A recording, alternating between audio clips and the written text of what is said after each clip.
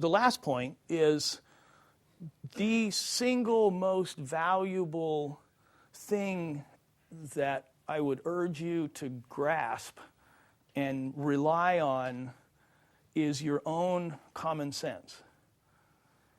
No matter what somebody tells you, if it makes sense to you, then that's a good thing. You should act on it.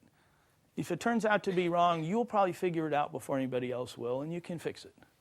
But if it doesn't make sense, my favorite story about this is not a Silicon Valley story, but when President Kennedy took office in '61, the first thing he was told to do was invade Cuba in something called the Bay of Pigs. And the entire armed forces staff of generals, the Army, Navy, Air Force, said, don't worry, we can fly in there, no one will know it's us, and we'll take out the whole insurgency. And he said to himself, that doesn't really make any sense to me, because I don't understand how we could possibly fly all these airplanes and all these troops in there and have no one know it was us. But who am I? I'm the youngest president in history, and here's all these generals and admirals and Secretary of Defense. Everybody's saying we've been working on this plan since before you got here, and it was captained by Eisenhower, and look what he's done and how much he knows, and who are you? PT boat captain.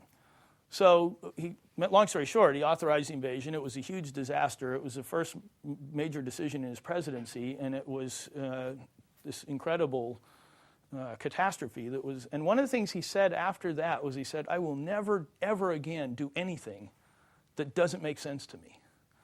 And I've just thought that was really a good thing to remember, because your own common sense is a really useful tool. And it will get better whether you pay attention to it or not. It'll get better over time.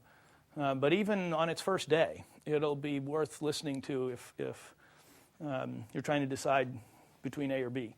Do the thing that makes the most sense.